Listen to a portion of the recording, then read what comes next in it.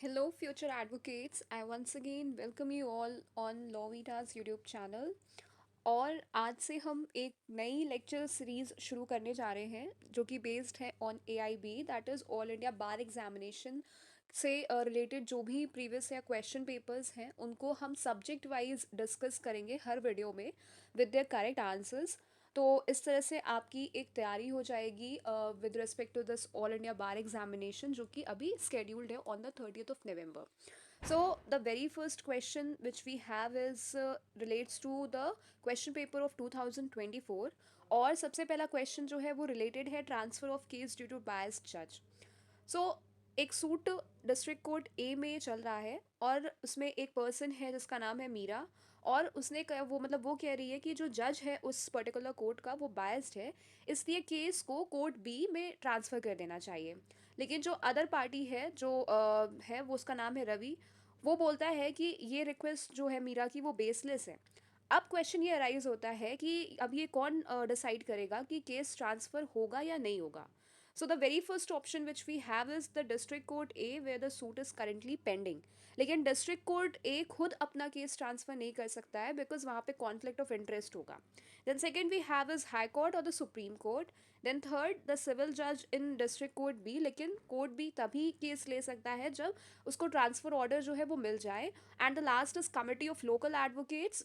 लेकिन जो एडवोकेट्स की जो कमिटी होती है उनके पास किसी भी तरह का कोई जुडिशियल पावर नहीं होता है, इसलिए the correct answer would be the high court and the supreme court. Now, the second question which we have is that relates to the addition of party in a suit. सो माया जो है वो एक court ए में एक suit file करती है for a sum of money to be recovered from her neighbour Neha. लेकिन during the proceedings Neha जो है वो रिक्वेस्ट करती है कि एक और थर्ड पार्टी जिसका नाम सीमा है उसको भी उस सूट में ऐड किया जाए because Seema is eligibly liable for the debt. लेकिन माया जो है वो नेहा के इस रिक्वेस्ट के अगेंस्ट ऑब्जेक्शन रेज करती है और वो क्लेम करती है कि जो सीमा है she is not a necessary party to that suit. और जो कोर्ट ए है वो उस नेहा की एप्लीकेशन को फिर रिव्यू करता है और ये डिसाइड करता है फाइनली कि या Seema should be added as a party, sorry as a defendant to the suit. So अब यहाँ पे क्वेश्चन राइज होता है कि जो कोर्ट ने सीमा को इस पर्टिकुलर सूट में ऐड किया है, एक थर्ड पार्टी को ऐड किया है, तो ये कौन सा प्रिंसिपल यहाँ पे अप्लाई होता है या सीपीसी के किस प्रोविजन के तहत। तो इसका जो ऑप्शन यहाँ पे हमें प्रोवाइडेड है उसमें पहला है ऑर्डर 1 रूल 10 जो कि बात करता है मतलब ये रूल कहता है कि कोर्ट किसी भी स्टेज पर नेसेसरी पार्टी ऐड कर सकता है फॉर कंप्लीट जस्टिस। दूसरा है order 7 rule 11 which talks about rejection of plaint, यहाँ प्लेन रिजेक्ट करने के रूल्स दिए गए हुए हैं। फिर तीसरा है ऑर्डर 5 जो कि समन्स भेजने का प्रोसेस बताता है। And last option is order 6 rule 17 जो कि अमेंडमेंट ऑफ प्लीडिंग से डील करता है। जब भी प्लीडिंग्स में हमें किसी भी तरह के कोई चेंजेस करने होते हैं तो वो हम इस रूल के अंतर्गत करते हैं। सो इस पर्टिकुलर क्वेश्चन का the correct answer would be order 1 rule 10 which talks about joinder and substitution of parties. अब हम नेक्स्ट क्वेश्चन देखते हैं। तो नेक्स्ट क्वेश्चन बात करता है कि आखिर सीपीसी का कौन सा सेक्शन है जो कि अलाउ करता है अपील को फ्रॉम ओरिजिनल डिक्रीज। ठीक है, किस सेक्शन के अंडर ओरिजिनल डिक्री के अगेंस्ट अपील फाइल कर सकते हैं। सो इसका बहुत ही इजी आंसर है which you all would be also knowing, that is answer A, option A section 96 which deals with first appeal original degree के अगेंस्ट में। ओके, और अगर हम बात करते हैं सेक्शन 100 की तो वो डील करता है सेकंड अपील से जिसमें एक सब्सटैंशियल क्वेश्चन ऑफ लॉ होना चाहिए। सेक्शन 115 टॉक्स अबाउट रिविजन, और वहीं जो सेक्शन 104 है वो बात करता है अपीलेबल ऑर्डर्स की। So the correct option is section 96 option A. Okay, then the next question is under the CPC what is the maximum time limit for filing a written statement in a suit. ठीक है, तो defendant को summons मिलने के बाद written statement कितने दिन में फाइल करनी होती है। ऑप्शन ए इज 30 दिन के अंदर, बी इज 60 डेज के अंडर में, या फिर 120 डेज या फिर 90 डेज। सो जो ये 30 दिन है वो इनिशियल पीरियड होती है, लेकिन ये जो पीरियड है वो एक्सटेंड भी हो सकती है। वहीं जो 60 डेज है वो ओल्ड एक अमेंडमेंट था उसके बाद चेंज हुआ था। और जो 120 डेज है वो ऑर्डर 8 रूल 1 के हिसाब से मैक्स 120 डेज अलाउड है। और 90 डेज सीपीसी में 90 डेज का कहीं भी ऐसा कुछ मेंशन नहीं है। तो यहाँ पे जो करेक्ट ऑप्शन है that would be option number C, that is 120 days. तो आपको याद रखना है कि समन्स प्लस 120 डेज का जो ये टाइम है that is the maximum time to file a written statement. फिर नेक्स्ट क्वेश्चन देखते हैं, क्वेश्चन नंबर 5। तो ये बात करता है कि कौन सा सेक्शन जो है वो प्रेसिडेंट और गवर्नर्स को कोर्ट में पर्सनल अपीयरेंस से एग्जेम्प्ट करता है। तो इसका जो आंसर है वो होगा option number B, that is section 133, जो कि प्रेसिडेंट एंड गवर्नर्स के लिए exemption due to dignity of office से रिलेट करता है।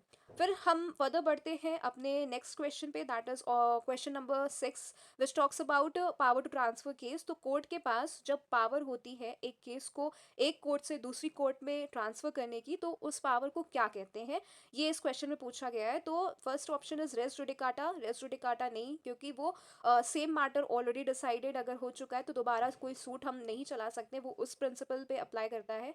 फिर रेफरेंस, रेफरेंस जो है वो लोअर कोर्ट लीगल क्वेश्चन को हायर कोर्ट को भेजता है, उस चीज़ को हम रेफरेंस कहते हैं।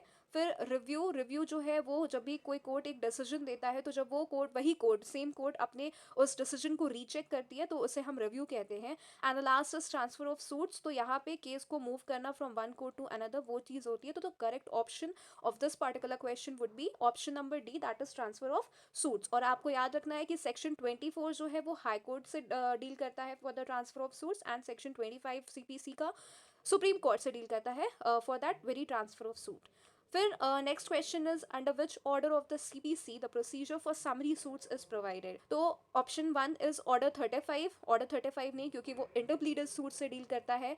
देन सेकंड इज ऑर्डर 37, ये ऑर्डर जो है वो समरी सूट से डील करता है for the quick disposal without long trials. वहीं ऑर्डर 34 मॉडगेज सूट से डील करता है, एंड ऑर्डर 36 जो है वो डॉक्यूमेंट्री एविडेंस इशूज से डील करता है। So the correct option is option number B, which deals with summary suits. Then we have this section, sorry this question number 8, जो कि पूछता है कि रेस जुडिकाटा किस सेक्शन में डील किया गया है। सो ये क्वेश्चन बहुत ही ईजी है, and the correct option of this particular question is section 11 option A, res judicata, जो कि सेम इशू दोबारा लिटिगेट नहीं हो सकता वो बताता है, वो उस पर्टिकुलर सेक्शन में गिवन है। देन क्वेश्चन 9 पूछता है कि इंटरप्लीडर सूट किस सेक्शन में प्रोवाइडेड है। So correct option is option number A, section 88, interpleader suit इसमें प्रोवाइडेड है। वहीं सेक्शन 89 में एडीआर का मैकेनिज्म है, सेटलमेंट आउटसाइड कोर्ट। सेक्शन 92 में पब्लिक चैरिटेबल ट्रस्ट प्रोवाइडेड है। वहीं section 86, that is option number D, foreign rulers के केसेस का जो सेक्शन है वो सेक्शन 86 है। So the correct option here is option A, that is section 88। फिर we have question 10, that is कौन सा सेक्शन फॉल्स या वेक्सेशियस क्लेम्स पर कॉम्पनसेटरी कॉस्ट लगाता है। सो जो हमारा सेक्शन 35 है वो जनरल कॉस्ट लगाता है। सेक्शन 35A यही सेक्शन है जो कि कॉम्पनसेटरी कॉस्ट लगाता है फॉर फॉल्स एंड वेक्सेशियस क्लेम्स के लिए। वहीं सेक्शन 35B जो है वो डिले कॉस्ट के बारे में बात करता है, and section 36 talks about execution of decree. So the correct option here is option B, that is section 35A।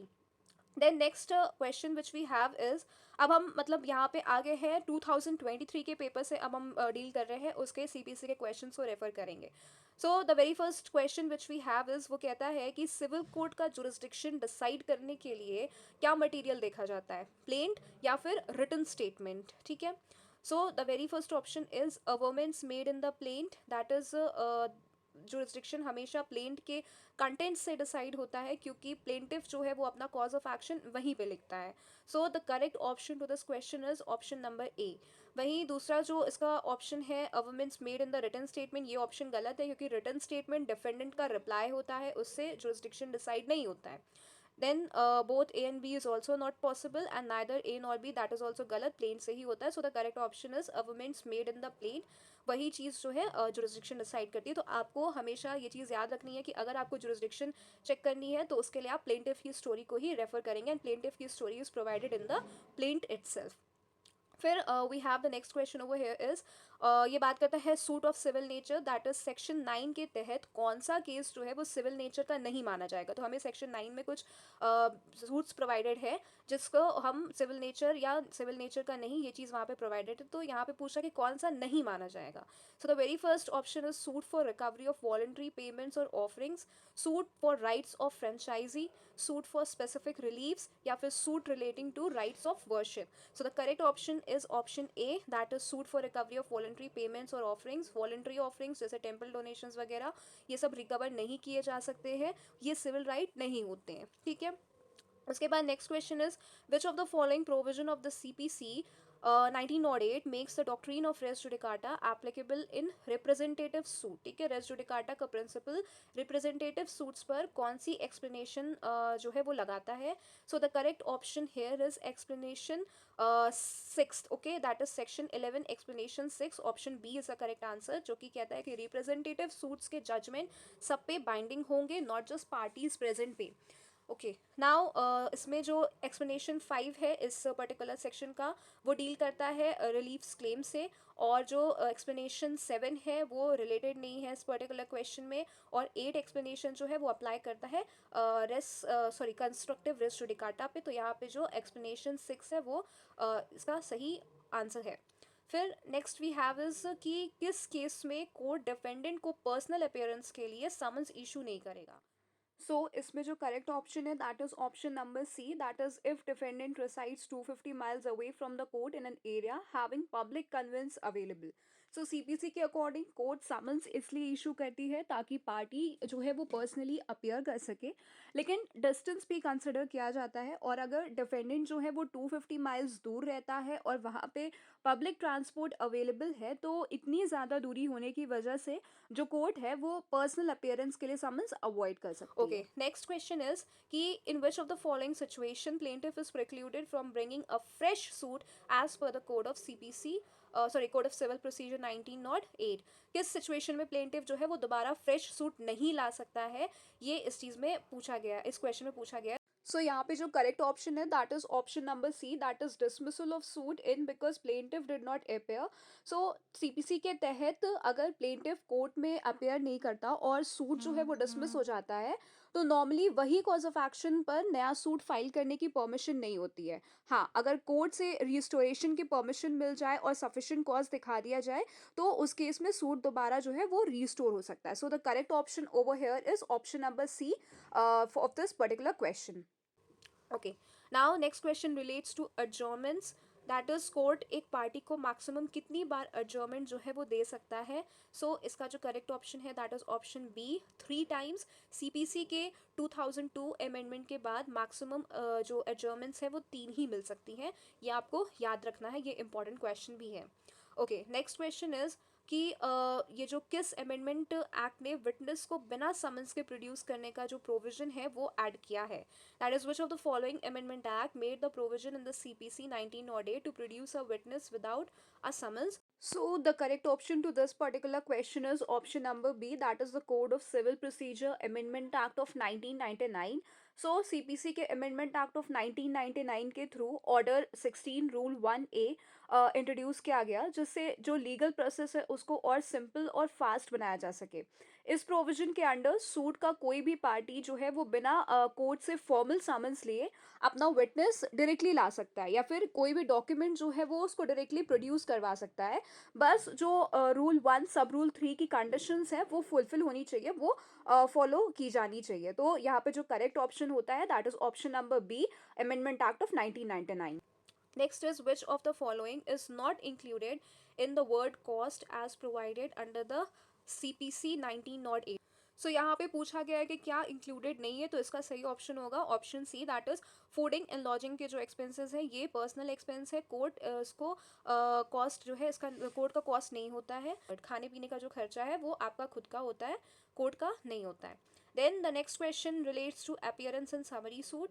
Summary suit के केस में डिफेंडेंट को समन्स मिलने के बाद कितने दिन में अपीयर होना चाहिए. ठीक है, तो इसका जो ऑप्शन है वो है 7 days, या फिर 10 days, या फिर 15 days, या फिर 30 days. The correct option is option B, 10 days. Order 37 के अंडर 10 days के अंडर में आपको अपीयरेंस देना ज़रूरी है. Okay, then the next question is question 20, that is which relates to appellate court remitting issue. Appellate court lower court को issue trial के लिए कब भेज सकता है. The options over here are order 41 rule 23. Second option is order 41 rule 23A. Third is order 41 rule 24 or order 41 rule 25. The correct option over here is option number D, that is order 41 rule 25. Rule 25 कहता है appellate court issue frame करके trial court को भेज सकता है. Okay. Now अब हम लोग आ चुके हैं ए आई बी 17 के क्वेश्चंस के ऊपर, सीपीसी के जो क्वेश्चंस हैं। And the very first question here is कि which of the following section of CPC deals with the concept of res judicata. So आप देख सकते हैं कि ये जो क्वेश्चन है वो रिपीट हुआ है, वो पहले वाले पेपर्स में भी पूछा गया है और अब भी पूछा जा रहा है। So this particular question automatically becomes important for the upcoming A I B exam also. So जो क्वेश्चन है उसका आंसर बहुत ही सिंपल सा है, that is section 11 option B is a correct answer, res judicata, जो कि कहता है कि same issue can't be tried again between same parties having the same subject matter and all. तो इसका ये सही आंसर हो जाता है। नेक्स्ट वी हैव इज जो क्वेश्चन है वो रिलेट करता है cross decree under order 21 rule 18। So यहाँ पे mister X Y and ji jointly liable ये होते हैं for ₹10,000 under a decree by A, और उस केस में mister Y gets another decree for ₹10,000 against A. अब ए क्या कर सकता है, ये पूछा गया इस क्वेश्चन में। सबसे पहला है कि ऑप्शन की ए में treated as cross decree under order 21 rule 18। दूसरा ऑप्शन इज कि A cannot treat it as cross decree under order 21 rule 18। तीसरा इज कि A cannot treat it as cross decree under this order 22 rule 18, या last is none of these. So the correct option over here is option number A, कि हाँ वो treat कर सकता है joint degree को, इस मतलब ये जो जॉइंट डिग्री आई है उसको as cross decree under order 21 rule 18, because cross decree means दोनों साइड्स के डिग्रीज एडजस्ट हो जाते हैं इफ अगर वो सेम पार्टीज के बीच में हो तो, ठीक है। So the correct option is option number A. Next we have is कि A B C joint family के मेंबर्स हैं, सब पे मॉर्टगेज केस फाइल होता है, सिर्फ सी को समन्स मिलता है और कोई अपेयर नहीं होता और एक्स पार्टी डिक्री जो है वो आ जाता है। अब ए और बी एप्लीकेशन देते हैं सेट असाइड करने के लिए इस एक्स पार्टी डिक्री को, तो किस पे डिक्री जो है वो सेट असाइड होगा। So the options available are only C, second is only A and B, third is A B and C, and fourth is none of these. So the correct option is option number B, A and B को summons ही नहीं मिला है, इसलिए उनके against जो है वो डिक्री एक्स पार्टे है और वो सेट असाइड करवा सकते हैं। And this particular provision is given under order 9 rule 13, so you can refer that. मतलब आपको ये चीज़ अच्छे से याद रखनी है कि अगर समन सर्व नहीं हुआ है तो उस केस में जो सेट असाइड है वो अलाउड होता है।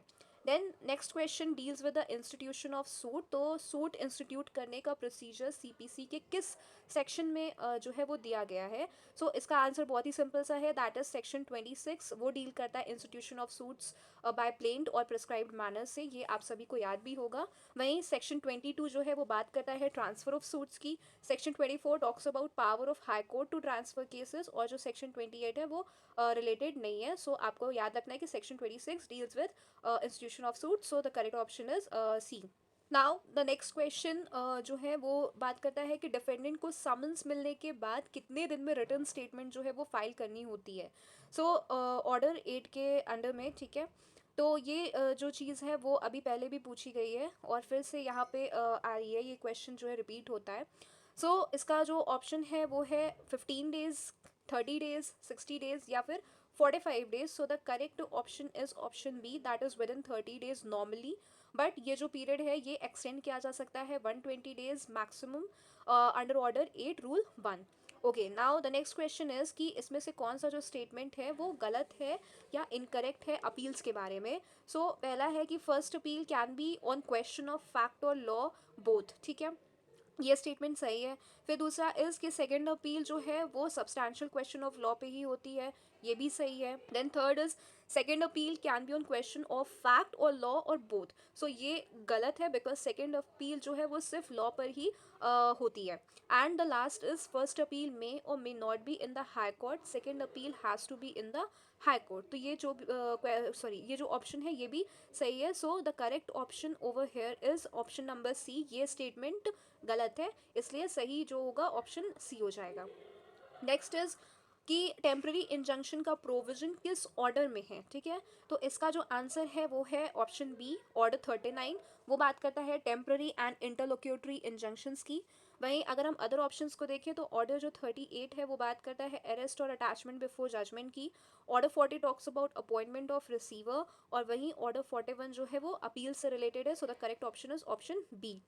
देन नेक्स्ट क्वेश्चन जो है वो कहता है कि ए एक ट्रेड्समैन है और वो अहमदाबाद का ट्रेडर है, और बी जो है वो कैरी ऑन करता है बिजनेस इन दिल्ली, ठीक है, बी जो है वो दिल्ली में बिजनेस करता है, और बी ने ए से अहमदाबाद में माल खरीदा है, कुछ माल खरीदा, और उस डिलीवरी जो है अहमदाबाद में उसकी होती है। ए बी को स्यू कर सकता है, और कहाँ पे कर सकता है, for the price of the goods, क्योंकि उसको प्राइस नहीं मिला था।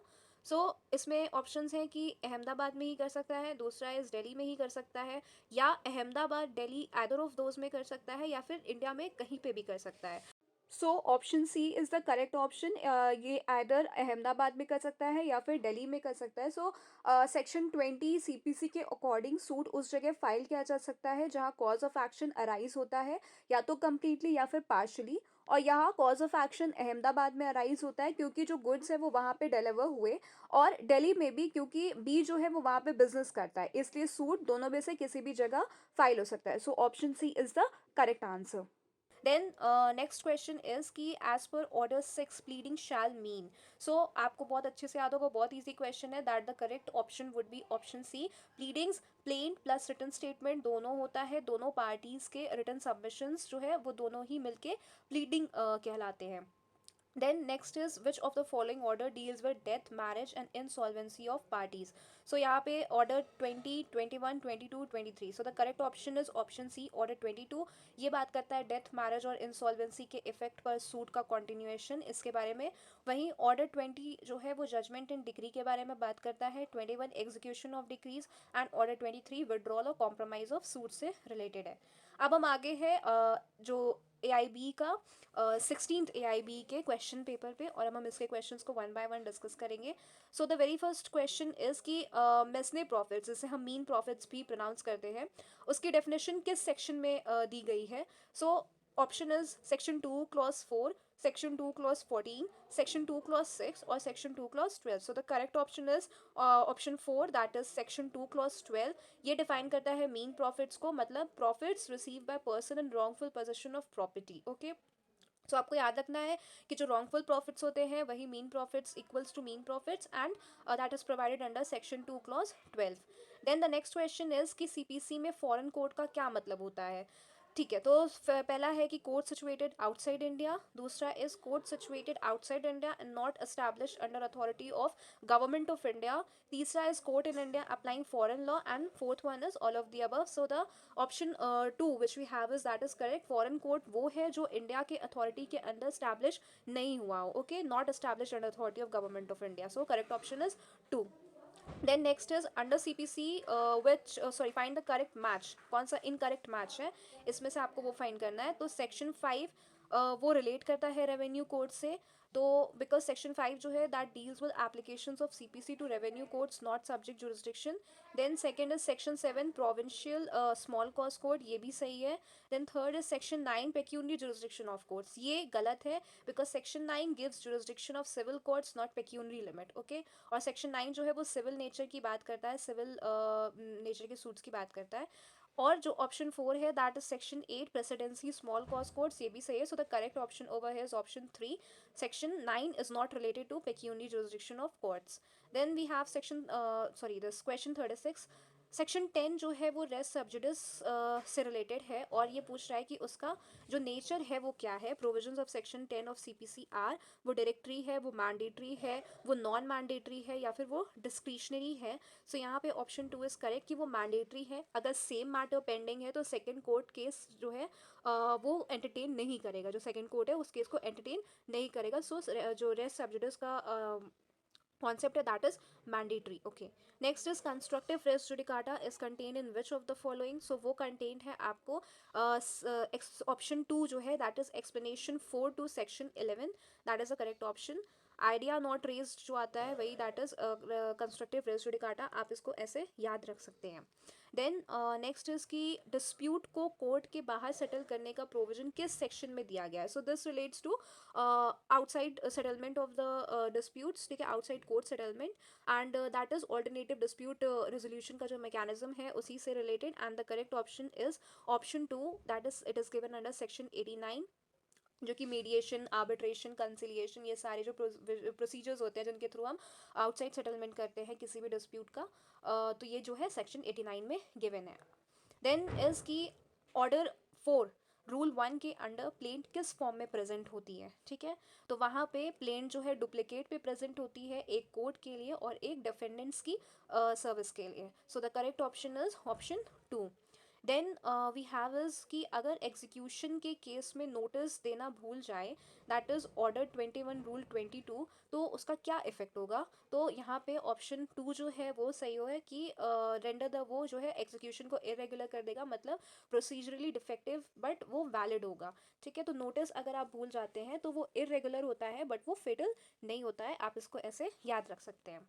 Now the next question which we have is, वो कह रहा है कि अगर यूनियन ऑफ इंडिया या स्टेट गवर्नमेंट के खिलाफ डिक्री पास होती है तो एग्जीक्यूशन तब तक इशू नहीं होती जब तक डिक्री अनसेटिस्फाइड रहे, कितने समय तक, ठीक है। Where a decree is passed against the union of state, sorry, Union of India or state for the act done in the official capacity of the person concerned under Section 82 CPC, execution shall not be issued on any such decree unless the decree remains unsatisfied for a period of.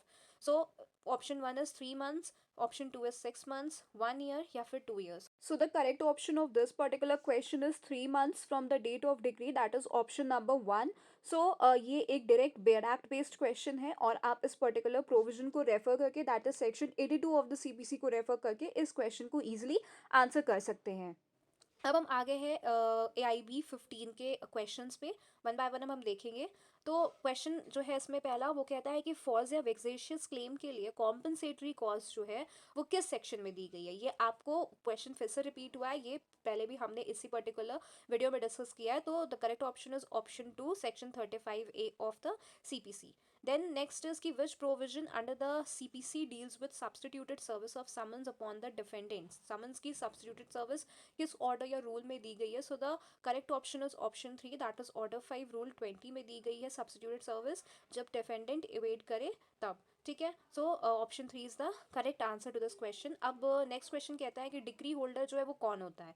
So any person जिसके favour में decree has been passed और an order capable of execution has been made, या फिर जिसके favour में non executable order pass हुआ हो, या फिर कोई भी सिटीजन जिसके फेवर में डिक्री पास हुई हो, या फिर सिर्फ कॉर्पोरेशन जिसके फेवर में डिग्री पास हुई हो। So the correct option is option 1, ठीक है, as per the definition given under section 2 clause 3 of the CPC। Decree holder वो हर पर्सन होता है जिसके फेवर में डिक्री या ऑर्डर कैपेबल ऑफ एग्जीक्यूशन पास की गई हो, ठीक है। होल्डर का मतलब ये होता है कि उसके पास एग्जीक्यूशन का पावर है या वो उसका ओनर है।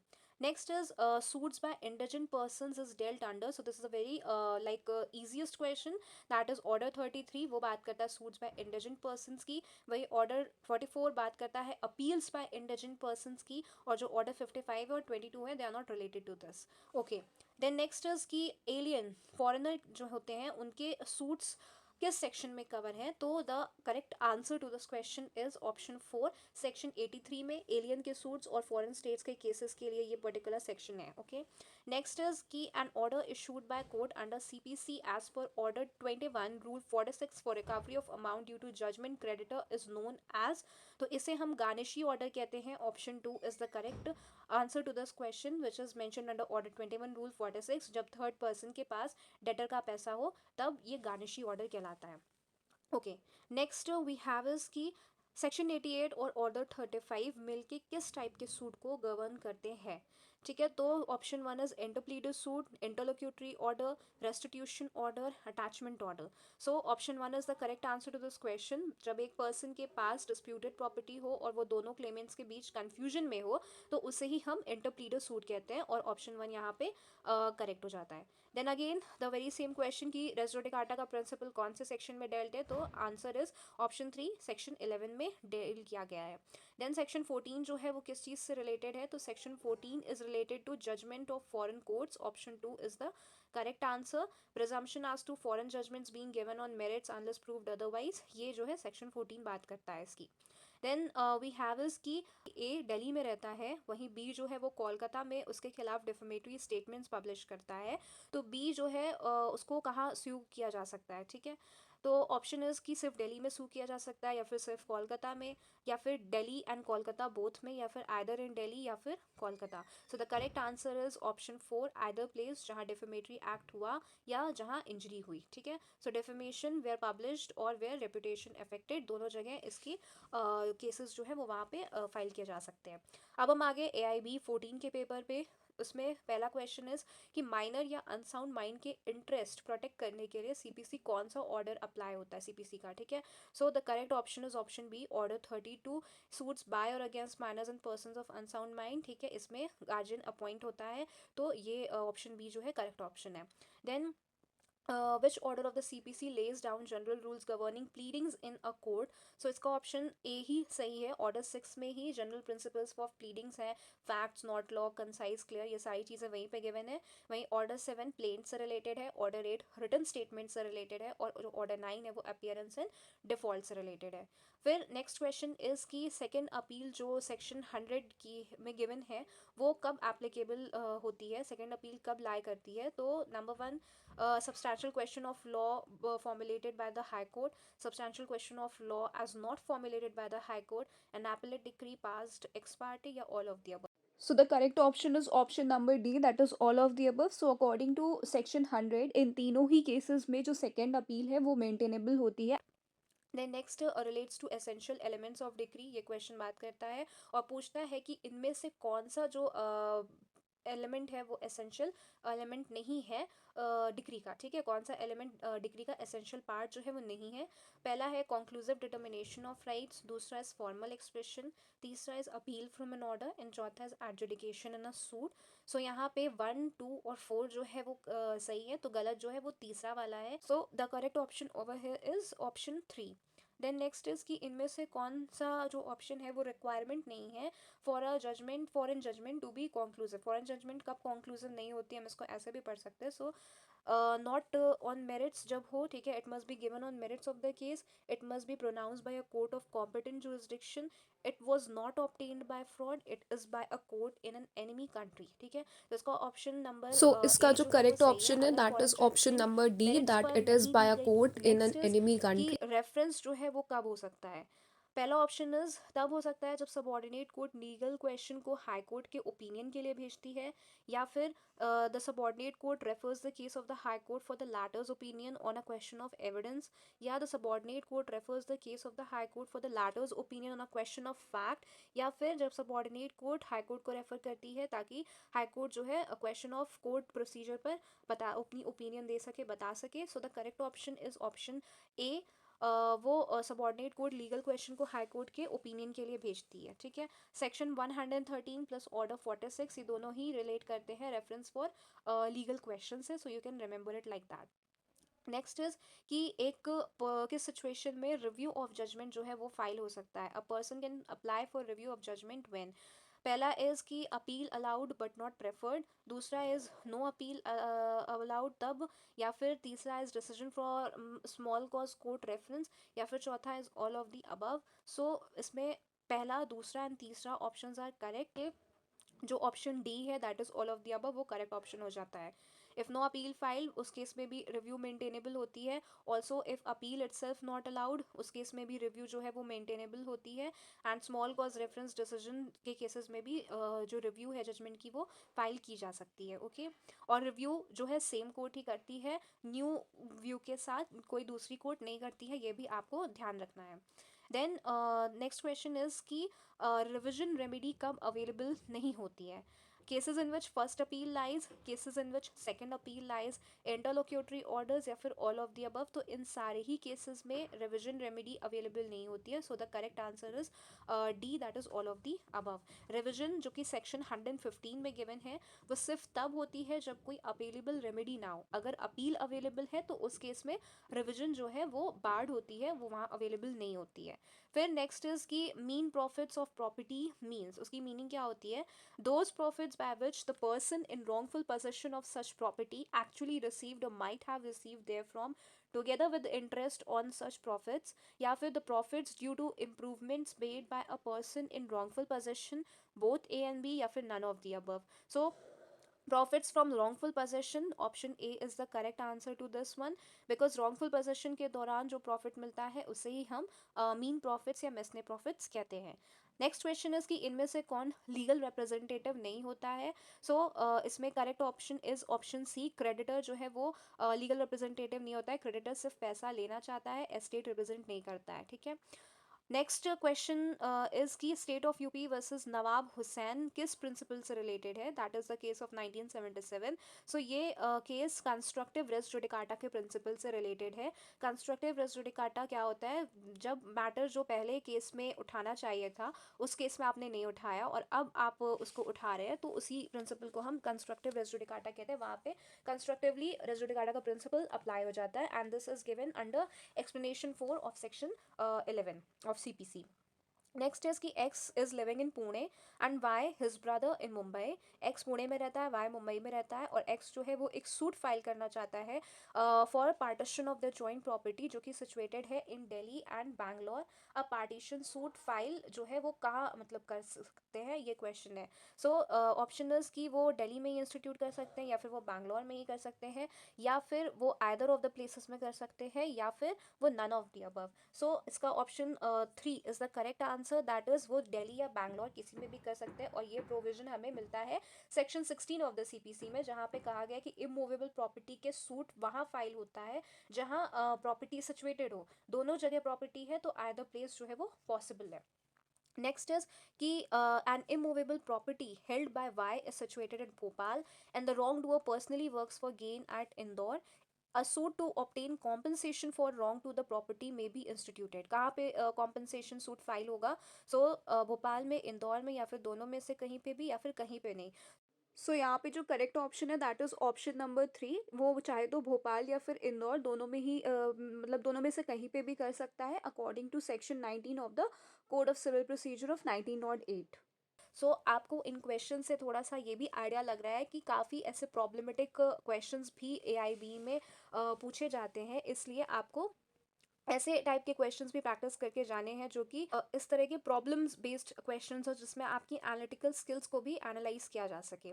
देन नेक्स्ट इज कि A resides at Hyderabad, B at Calcutta and C at Delhi. A, B, and C being together at Allahabad, B and C make a joint promissory note payable on demand and deliver to A.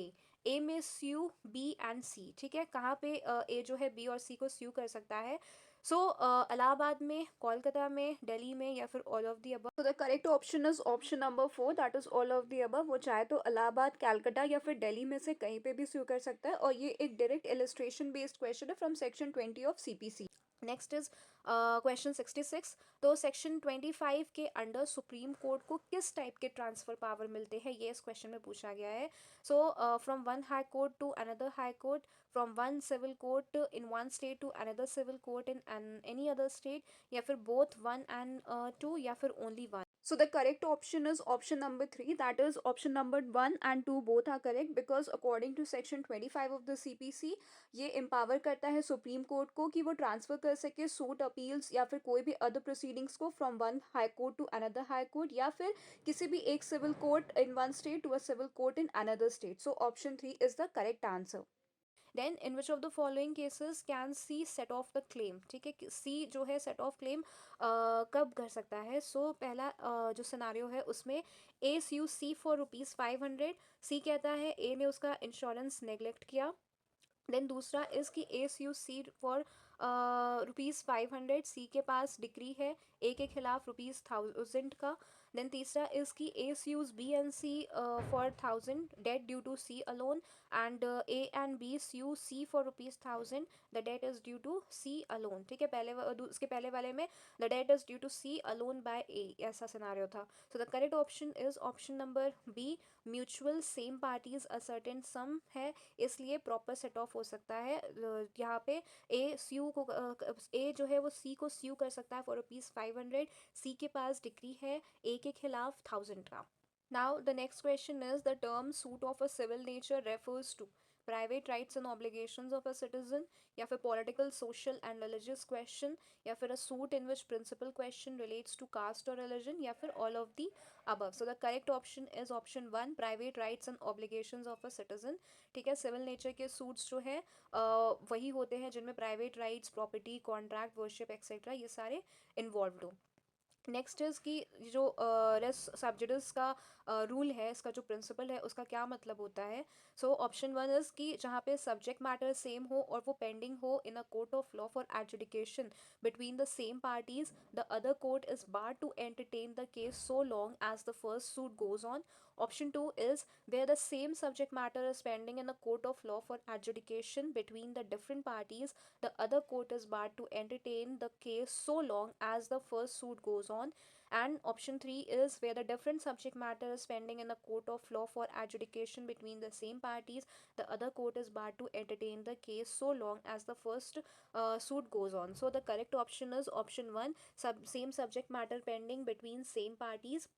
और rest sub judice का जो principal है जो कि given है under section 10, वो तभी apply होता है जब सेम पार्टीज हो, सेम इशू हो और वो ऑलरेडी पेंडिंग हो इन अनदर कॉम्पिटेंट कोर्ट. ठीक है, एक पर्सन ने पहले महंत के सक्सेसर के तौर पर प्रॉपर्टी के लिए सूट फाइल किया और वो जो सूट है वो डिसमिस हो गया. फिर वही प्रॉपर्टी मैनेजर के तौर पे क्लेम किया. ठीक है, अब इसमें क्वेश्चन राइज होता है क्या ये जो सेकंड सूट उसने फाइल किया है वो क्या आगे कंटिन्यू किया जाएगा, क्या वो सूट चलेगा. तो ऑप्शन 1 इज कि the second suit will be barred by the principle of res judicata, then the second suit will not be barred by res judicata, then the second suit will be barred by res sub judicata. Okay, res sub judice it should be. And fourth is none of the above. The correct option over here is option number 2, that is the second suit will not be barred by res judicata because res judicata तब apply होता है जब same party, same issue और same title के under पहले matter finally decide हो चुका हो. Then now the last question which we have over here is कि अ suit may be dismissed under order 9. ठीक है, अ सूट किन एक सूट जो है वो किन सिचुएशंस में डिसमिस किया जा सकता है ऑर्डर 9 ऑफ द सीपीसी में. सो सबसे पहला is where the summons is not served upon the defendant in consequence of the plaintiff's failure to pay cost for service of summons, rule 2. या दूसरा ऑप्शन इज कि where neither the plaintiff nor the defendant appears, rule 3. Then where plaintiff after summons returned unserved fail for 7 days to apply for fresh summons, rule 5. या last option is कि where on the date fixed for hearing in a suit only the defendant appears and he does not admit the plaintiff's claim. ठीक है, सो यहाँ पे जो correct option है that is option number 4, all of the above, because in सारे ही listed circumstances में जो suit है वो डिसमिस किया जा सकता है अंडर ऑर्डर 9. ओके, सो ये सारे ही क्वेश्चंस जो है वो सीपीसी के क्वेश्चंस थे from the past AIB question papers which were asked in those exams. और ये सारे ही क्वेश्चंस सेक्शन 9 से लेकर के section 151 that is from res judicata to review from summons to execution सबसे डील करते थे. और अगर आपने इन सारे ही क्वेश्चंस को अच्छे से फॉलो किया तो आपको सीपीसी के सारे प्रोविजंस का एक रिविजन भी जो है वो बहुत अच्छे से हो गया होगा और आपको ये लाइक एग्ज़ाम में भी काफ़ी हेल्पफुल रहेगा. सो मिलते हैं अगली वीडियो में. ठीक है, किसी और सब्जेक्ट्स के एमसीक्यूज़ को सॉल्व करने की कोशिश करेंगे which are related to this AIB itself. और ये जो पर्टिकुलर वीडियो है ये आपके सिर्फ एआईबी के एग्ज़ाम में ही नहीं बल्कि अदर किसी भी competitive exam whether it is judiciary exam और यूजीसी नेट एग्ज़ाम और सीयूटी एग्ज़ाम, इन सारे ही एग्ज़ाम्स में आपको ये क्वेश्चंस काम आएंगे बिकॉज कहीं ना कहीं ये क्वेश्चंस हर एग्ज़ाम में रिपीट होते हैं और यहीं से क्वेश्चंस पुट अप होते हैं. So you can practice it for that purpose also. Okay, so see you in the next video. Till then, thank you and bye bye.